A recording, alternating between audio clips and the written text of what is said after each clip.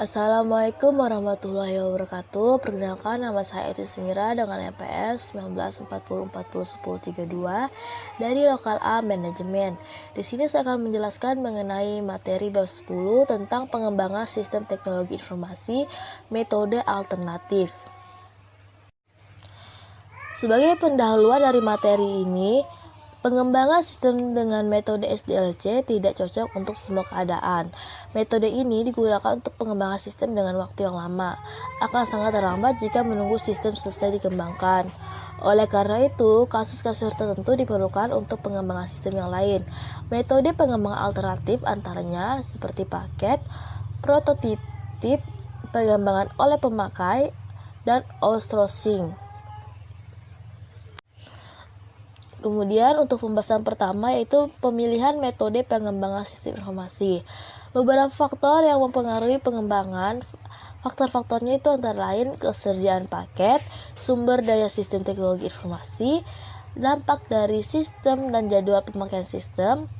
Nah, berikut ini diagram alir berikut menunjukkan proses pemilihan metode pengembangan sistem teknologi informasi, yaitu yang dimulai dari ada paket tersedia atau tidak. Jika ada, maka menggunakan paket. Jika tidak, maka menggunakan sumber daya ya STI. Nah, jika tidak mampu, maka kita menggunakan outsourcing. Nah, jika mampu, maka dengan dampak STI, ada dampak individu dan organisasi. Nah, jadwal pemakaian ini apabila segera maka menggunakan prototyping. Nah, jika masih lama maka menggunakan SDLC. Nah, begitulah siklusnya. Pembahasan kedua yaitu perbandingan metode konvensional dengan metode alternatif. Metode secara konvensional yaitu metode SDLC, System Development Life Cycle. STI dikembangkan oleh analisis sistem. Analisa sistem adalah orang yang dididik oleh khusus untuk mengembangkan sistem profesional. Alasan SDLC menggunakan sistem analis adalah karena digunakan untuk mengembangkan sistem teknologi informasi yang kompleks. Kemudian untuk pembahasan yang ketiga yaitu paket. Masa sekarang paket tersedia di pasar karena digunakan untuk aplikasi akuntansi, keuangan, dan aplikasi-aplikasi lainnya. Paket juga tersedia dalam program aplikasi yang sederhana. Contohnya hanya aplikasi penggajian atau aplikasi persediaan saja. Adapun faktor-faktor dalam pemilihan paket yaitu yang pertama, spesifikasi yang dibutuhkan oleh perusahaan. Apakah paket ini sesuai dengan spesifikasi yang dibutuhkan oleh perusahaan atau tidak? Yang kedua, kesediaan paket. Apakah ada kesediaan paket di pasar untuk perusahaan? Yang keempat yaitu mengevaluasi kesediaan paket. Maksudnya di sini apakah paket ini sesuai atau dengan tujuan dari perusahaan yang akan membelinya. Kemudian kelebihan paket itu yang pertama, kualitas paket yang baik. Yang kedua, dapat digunakan seketika. Yang ketiga, harga paket relatif murah.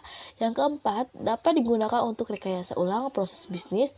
Dan yang kelima, untuk kompatibel dengan sesama pengguna paket. Nah, selain itu ada juga kekurangan dari paket, yaitu yang pertama, tidak sesuai aplikasi yang unik. Yang kedua, perbaikan, modifikasi, dan pengembangan paket sangat sulit dilakukan sendiri. Yang ketiga, basis data tidak terintegrasi dengan aplikasi lainnya. Yang keempat, ketergantungan dari pemasok. Dan yang kelima, tidak memberikan keuntungan kompetisi. Kemudian pembahasan selanjutnya yang keempat mengenai outsourcing. Pemilihan kedua pada outsourcing, penentuan apakah akan dioperasikan oleh pihak ketiga, outsourcing, atau akan dikembangkan sendiri, insourcing.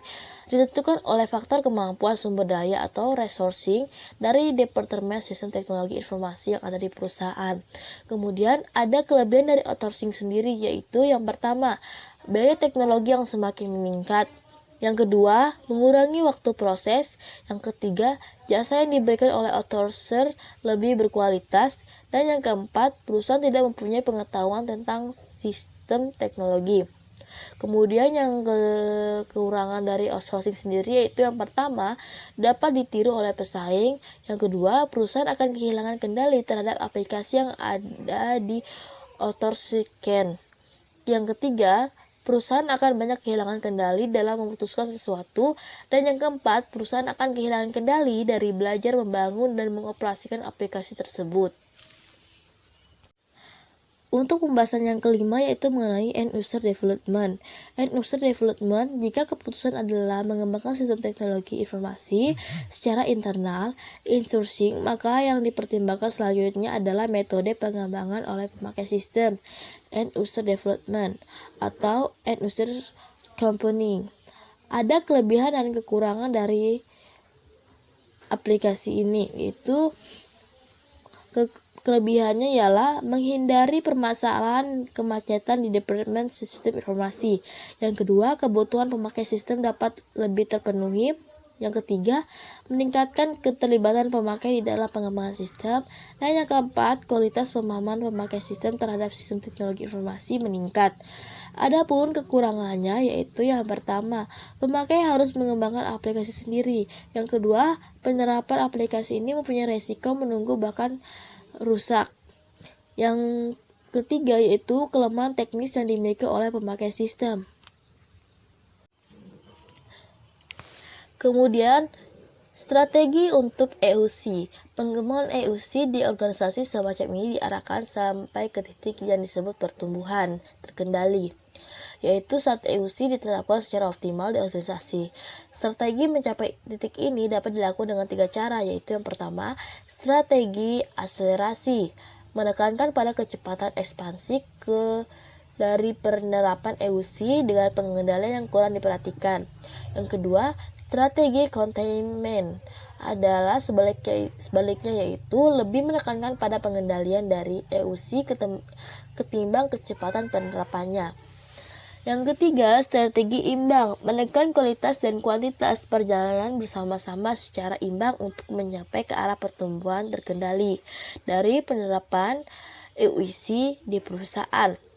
Kemudian waktu penerapan EUC, Nolan memberikan 4 tahap, yaitu yang pertama, inisiasi. Tahap organisasi pertama kali mengenal teknologi informasi. Yang kedua, ketularan.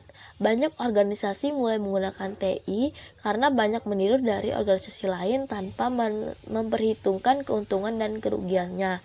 Yang keempat, kendali. Organisasi menggunakan TI dengan pertimbangan untuk untung dan rugi.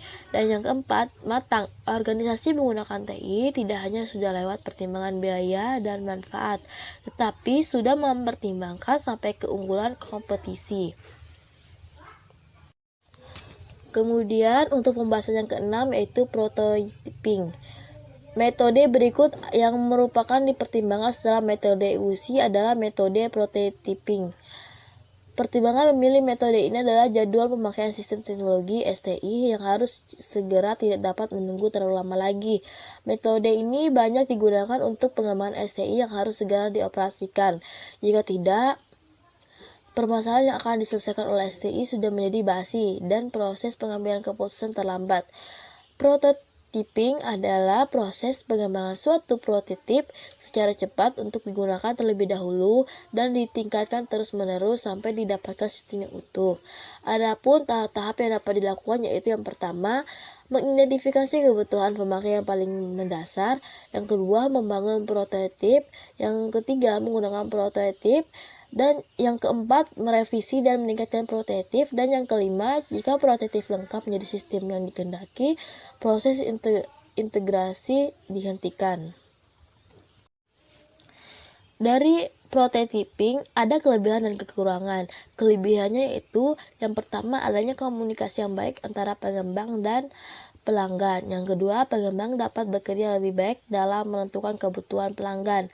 Yang ketiga, penerapan menjadi lebih mudah karena pelanggan mengetahui apa yang diharapkan. Adapun kekurangannya yaitu yang pertama, pelanggan karena tidak melihat atau menyadari bahwa perangkat lunak yang ada belum mencantumkan kualitas perangkat lunak secara keseluruhan. Yang kedua, belum memikirkan kemampuan pemeliharaan untuk jangka waktu yang lama. Baiklah, sekian dari penyampaian materi yang dapat saya sampaikan. Mohon maaf apabila ada kesalahan dalam penyampaian materi. Sekian dan terima kasih.